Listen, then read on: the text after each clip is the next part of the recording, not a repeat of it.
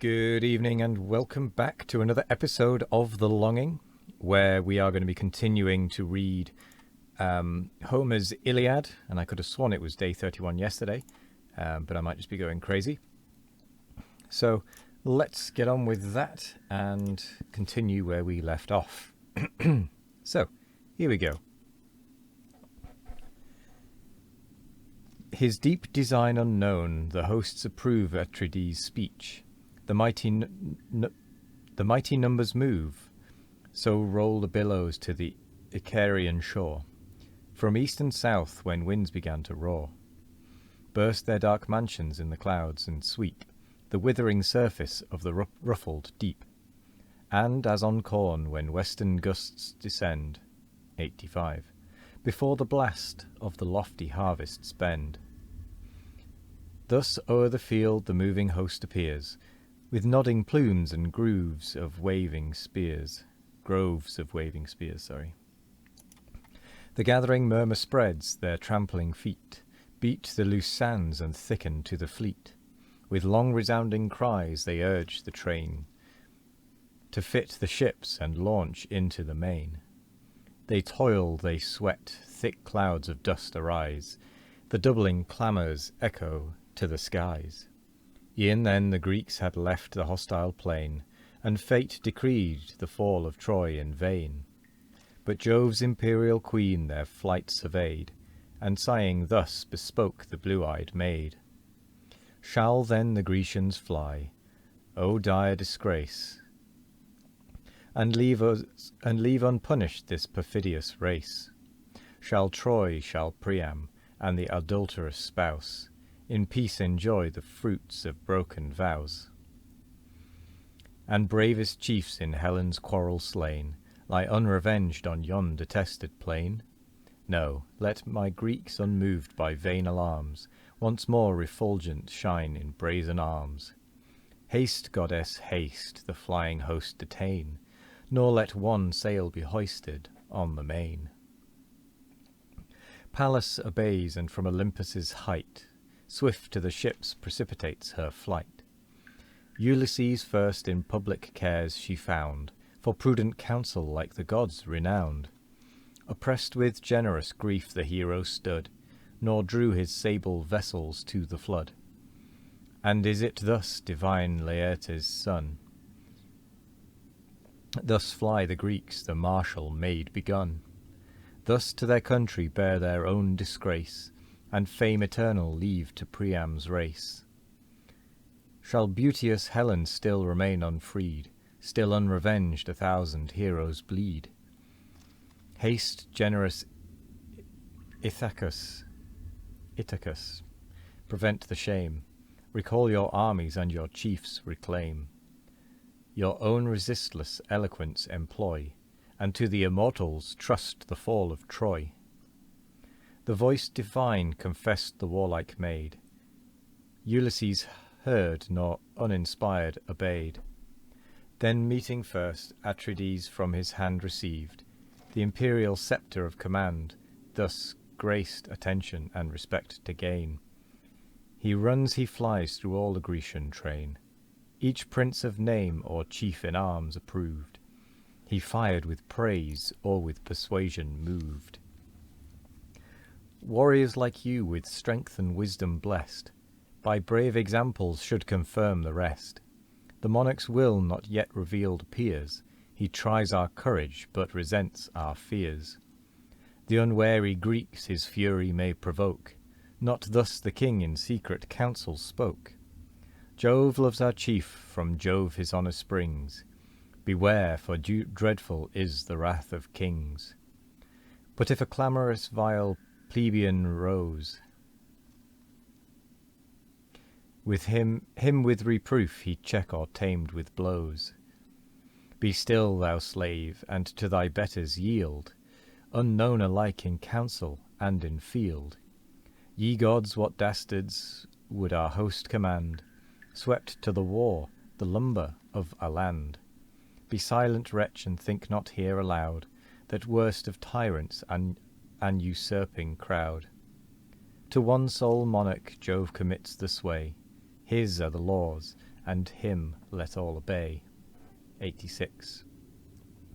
With words like these the troops Ulysses ruled, the loudest silenced and the fiercest cooled. Back to the assembly roll the thronging train, desert the ships and pour upon the plain. Murmuring they move as when old ocean roars, and heaves huge surges to the trembling shores. The groaning banks are burst with bellowing sound, the rocks re-murmur and the deeps rebound. At length the tumult sinks, the noises cease, and a still silence lulls the camp to peace. Thersites only clamoured in the throng, loquacious, loud, and turbulent of tongue. Awed by no shame, by no respect controlled, in scandal busy, in reproaches bold. With witty malice studious to defame, scorn all his joy and laughter all his aim.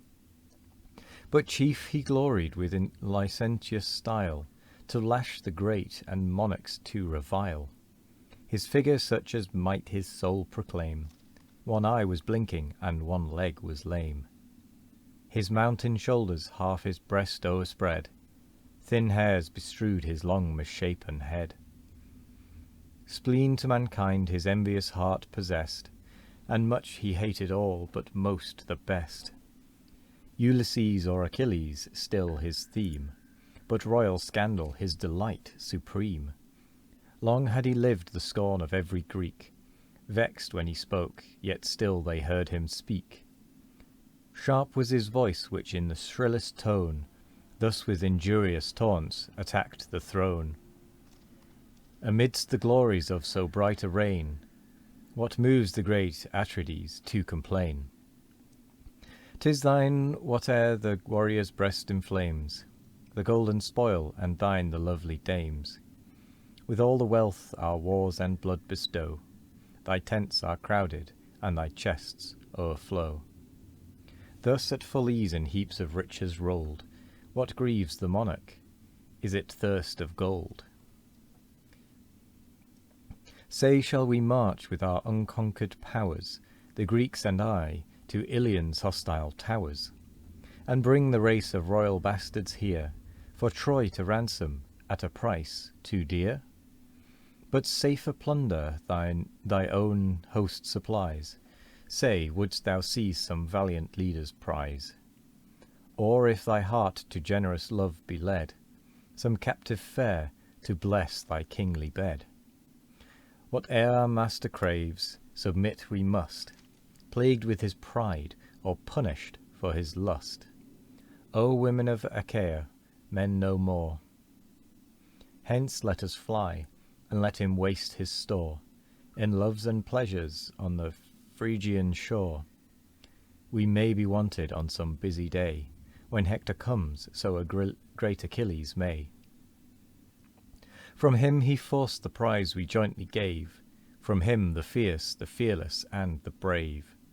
And durst he, as he ought, resent that wrong? This mighty tyrant were no tyrant long. Fierce from his seat at Ulysses springs, 87, in generous vengeance of the King of Kings. With indignation sparkling in his eyes, he views the wretch, and sternly thus replies. Peace, factious monster, born to vex the state, with wrangling talents formed for foul debate. Curb that impetuous tongue, nor rashly vain, and singly mad or asperse the sovereign reign. Have we not known thee, slave, of all our host, the man who acts the least upbraids the most? Think not the Greeks to shameful flight to bring, nor let the lips profane the name of king. For our return we trust the heavenly powers, be that their care to fight like men be ours. But grant the host with wealth the general load, accept detraction, what hast thou bestowed? Suppose some hero should his spoils resign, art thou that hero, could those spoils be thine? Gods, let me perish on this hateful shore, and let these eyes behold my son no more. If on thy next offence this hand forbear, to strip those arms thou ill deserv'st to wear, expel the council where our princes meet, and send thee scourged and howling through the fleet. He said, and cowering as the dastard bends, the weighty sceptre on his bank descends. 88. On the round bunch the bloody tumours rise, the tears spring starting from his haggard eyes. Trembling he sat and shrunk in abject fears, from his vile visage wiped the scalding tears, while to his neighbour each expressed his thought. However, with that, we are going to end it here because we have gone over the 10 minutes. And this could just keep going with this sort of leading and replying. So we're just going to end it and we're going to continue it tomorrow. So I'm going to say thank you very much for joining me today. I hope you all have a wonderful morning, evening, afternoon or night. No matter what time of day it is, I hope you all have a wonderful one of it. And as always, we will be back tomorrow for more of The Longing. Goodbye.